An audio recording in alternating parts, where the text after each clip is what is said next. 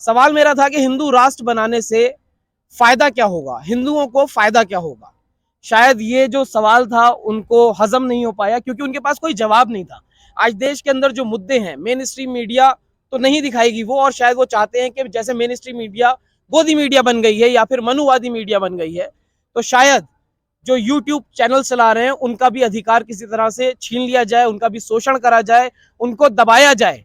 और कैसे दबाया जाए? उन पे हमला करके, उनको बल प्रयोग, अपना बल पावर एक तरह से कह सकते हैं दिखा के। तो सवाल यही था, ये शख्स है जिसने कैमरे पे हमला किया और तमाम ये बेसिकली जो इनका एक एजेंडा चलता है कनॉट प्लेस 6 नंबर गेट पे, वहां पे तमाम जो है आईटी सेल के लोग मौजूद होते हैं और खूब उसमें धर्म के ऊपर जो है कटाक्ष करे जाते हैं। तो ये माहौल इस समय हो चुका है। अगर पत्रकार निष्पक्ष होके सवाल पूछता है, कोई राइट लेफ्ट का सवाल नहीं, सिर्फ सवाल ये जो आपका मुद्दा है हिंदू राष्ट्र बनने से फायदा क्या होगा, बस इस पे वो भड़क जाते हैं और उसके बाद तमाम जो है कहते हैं कि मुसलमान को देश में नहीं रहने देंगे, मुसलमानों से वोट का अधिकार छीनना है। तो इस तरह की बातें मैं, चलो अगर मुसलमान से अधिकार भी छीन लिया उससे क्या होगा, फायदा क्या होगा हिंदुओं का, ये सवाल था। उसके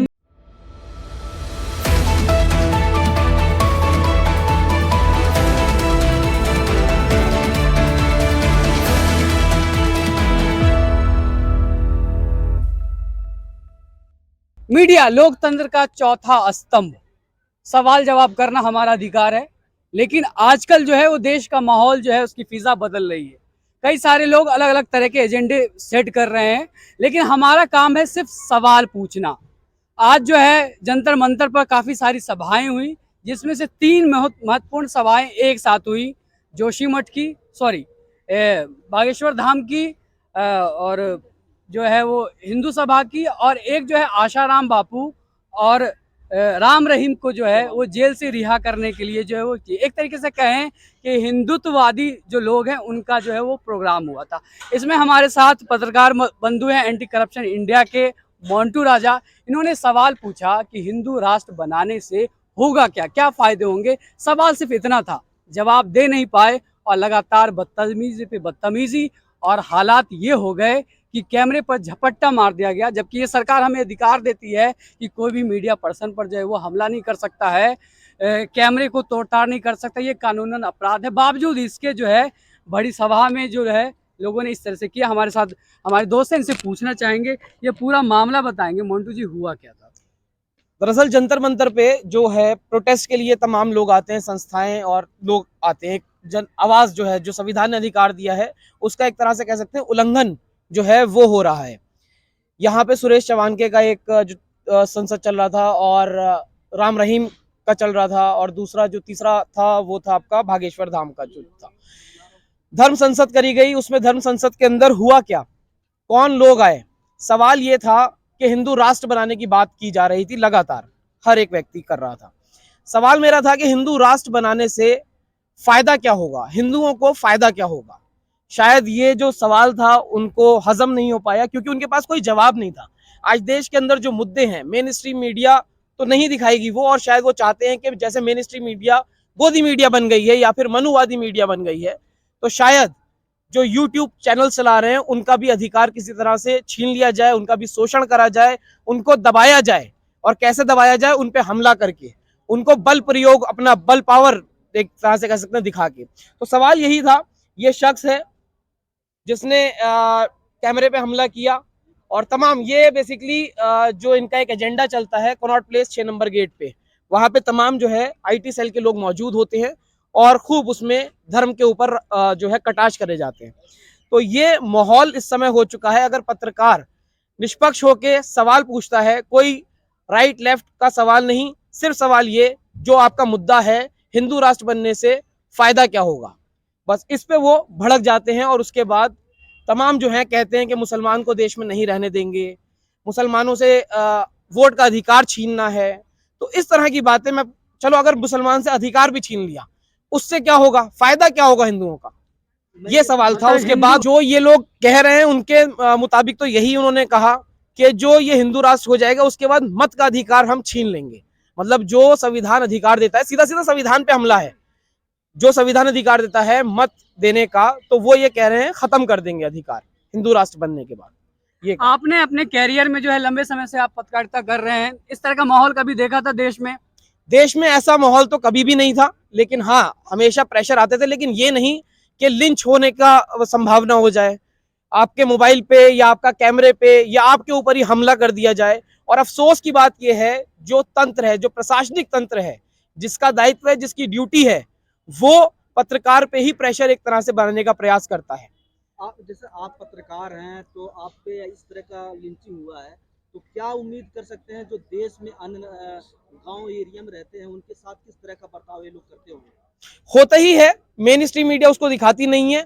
कुछ जो ग्राउंड रिपोर्ट करते हैं लोग, जब ऑन कैमरा ये तमाम चीजें हो रही हैं प्रशासन के सामने, दिल्ली पुलिस थी और तमाम जो आर्म्ड फोर्स था यहाँ पे वो भी था, उसके सामने इस तरह की जो है चेष्टा लोग कर रहे हैं रिकॉर्डिंग के दौरान, क्योंकि उन्हें पता है कहीं ना कहीं से उन्हें संरक्षण प्राप्त है, हम कुछ भी कर देंगे, लेकिन जो बैकअप है उनका वो रेडी है, तो उनका कुछ होने वाला नहीं है। पुलिस आपके साथ थी? पुलिस आपको मदद कर रही थी? आप पुलिस ने एक तरह से बीच में आके शायद बचा लिया, वरना ये लिंच करते, शायद मार डालते, क्योंकि देश के अंदर तमाम जो लिंचिंग है वो अमूमन घटनाएं होती रहती हैं, और पुलिस ने ये है मुझे यहाँ से इस क्षेत्र से बाहर कर दिया, और लेकिन उनपे कुछ हुआ नहीं। और उल्टा कुछ पुलिसकर्मी जो थे वो ये कह रहे थे कि नहीं, ये प्रोवोकिंग सवाल था, आपको ये नहीं पूछना चाहिए था। तो इस तरह की चीजें जो हैं वो अब समाज के अंदर देखने को मिल रही है। मोबाइल पे, आपके कैमरे पे या आप पे कोई चोट? नुकसान हुआ है, मेरा जो सेल्फी स्टिक था वो नुकसान हुआ है, मोबाइल गिरा है, वो हल्का सा टेम्पर्ड हो गया है, तो ये नुकसान जो है वो एक पत्रकार को झेलना पड़ा है। वालों के लिए है या मुसलमानों पे है सर ये हमला? ये हमला हर उस इंसान के ऊपर है जो सच की आवाज वो चाह रहा है कि उठाए, या फिर समाज के अंदर जो हो रहा है वो दिखाए, हर उस शख्स पे ही हमला है। आपका नाम पूछा जाएगा, आपकी जाति पूछी जाएगी, मुझसे भी पूछा गया, मैंने नहीं बताया, तो कह रहे हैं कि आईडी दिखाओ, तमाम चीजें।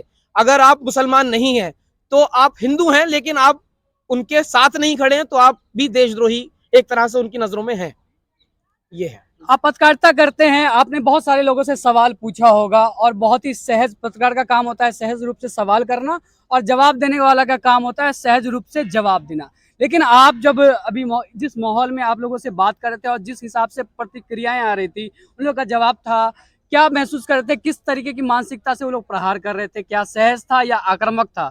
ये पूरा मुझे लगता है एक प्रोपगेंडा है, क्योंकि अगर नॉर्मल जनता से आप बात करो तो जो देश के अंदर मुद्दे हैं, महंगाई, बेरोजगारी, इन सब चीजों पे इनको जवाब नहीं देना था। इनसे पूछा, अगर बेरोजगार है देश के अंदर, बेरोजगारी बहुत ज्यादा है, तो उसमें सबसे ज्यादा अगर चपेट में है तो वो हिंदू ही है, लेकिन जो ये लोग थे ये इस पे बात करने को तैयार नहीं है। गुंडे किस्म के लोग थे या ये बन के ऐसे कुछ ऐसा था? ये पेड एक तरह से कह सकते हैं, क्योंकि कोई भी एक आम इंसान जो अपनी जिंदगी में व्यस्त है वो इस तरह का जो आक्रामक रूप है वो इख्तियार नहीं करेगा।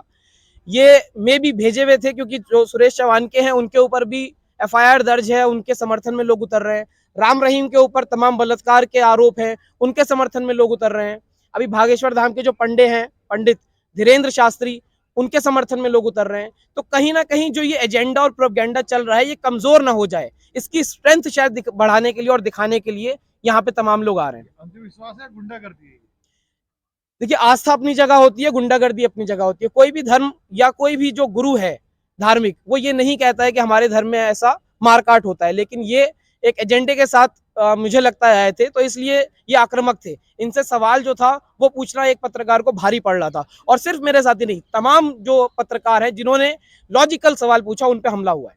कई कैमरे भी तोड़े, कई पत्रकारों को भी नुकसान हुआ है, लड़ाई नेशनल दस्तक के साथ भी बदतमीजी हुई है, मेरे साथ बदतमीजी हुई है, एक दो और रिपोर्टर्स थे जो निष्पक्ष होकर बात रखना चाहते हैं, उनके साथ बदतमीजी हुई है। आपके सवाल उस तरह थे कि आपके सवाल के उनके पास जवाब ही नहीं थे। वो लॉजिकल क्या कहेंगे? मैंने सिर्फ उनसे पूछा फायदा क्या है भाई, आप चलो अच्छी बात है आप हिंदू समाज के लिए आवाज उठा रहे हो, लेकिन हिंदुओं को पता तो चले कि उनका फायदा क्या है हिंदू राष्ट्र बनने में। तो ये सवाल उनको अखर रहा था, क्योंकि शायद उनके पास कोई लॉजिक ही नहीं था बताने के लिए। आपको उन लोगों के पक्ष में पूछना चाहिए था सवाल। उनके पक्ष में क्यों पूछूंगा? वो तो अपना पक्ष रखने आए हैं, मैं वो दिखाने आया हूँ। मैंने पूछा इससे फायदा क्या होने वाला है। शायद उनके पक्ष में पूछते तो ऐसा नहीं होता। नहीं, उनके ही पक्ष में, अगर उनका पक्ष इतना अच्छा होता तो हिंदू भाइयों के लिए ही मैंने पूछा था, जो हिंदू में आस्था रखते हैं धर्म में, उन्हीं के लिए, उनको फायदा क्या होने वाला है इससे। उन्होंने कहा मुसलमान भाग जाएगा, उससे फायदा क्या होगा। उन्होंने कहा कि मुसलमानों से मत का अधिकार छीन लेंगे, लेकिन उससे फायदा क्या होगा हिंदुओं को, मेरे ये समझ में अभी तक नहीं आ पाया। मुसलमान भारतीय नहीं है क्या? मैंने कहा कि एपीजे अब्दुल कलाम ने बहुत कुछ किया है देश के लिए, कह रहे ऐसे मुसलमान नहीं चाहिए, कुछ नहीं किया। वो क्या कर पाएंगे, क्या वो कहाँ जाएंगे? अब वो यही तो कह रहे हैं कि दूजे दर्जे का देश के अंदर मुसलमान जो है उसको दूजे दर्जे की जो है नागरिकता एक तरह से देने की बात कही जा रही है। ये कहें जब अधिकारी मत का छीन लिया जाएगा तो वो नागरिक क्या ही रह जाएगा। लगातार आप रिपोर्टिंग कर रहे हैं, रिपोर्टिंग में आप जो है काफ़ी सारी चीज़ें महसूस करूँ, क्या लगता है कि अब जो है पत्रकार भी जो है, क्योंकि कई सारे लोग जो है, जब ये नेशनल दस्तक वाला मामला था तो एक पत्रकार जो है वो काउंटर क्वेश्चन करने आ गया, तो क्या लगता है कि ये पत्रकार भी घरों में बट गए हैं, इन पे भी जो है मजहबी चश्मा लग गया है, अगर कोई सवाल पूछ ले मजहब के खिलाफ तो जो है वो आक्रामक हो जाते हैं? बिल्कुल, अधिकतर जो है जैसे मेन स्ट्रीम मीडिया पे तो जो पूरा कब्जा है वो सिस्टम का है ही, और जो अब अल्टरनेट मीडिया की अगर हम बात करें, जो यूट्यूबर्स हैं और तमाम जो सोशल मीडिया पे एक्टिव हैं, वो भी कहीं ना कहीं समर्थन है उन्हें, किसी ना किसी का पक्ष लेते हैं। जो निष्पक्ष होते हैं उन पे सिर्फ आरोप लगते हैं कि आप इस पक्ष से नहीं है, आप उस पक्ष से हैं। लेकिन सवाल पूछना आज के समाज के अंदर बहुत मुश्किल हो गया है।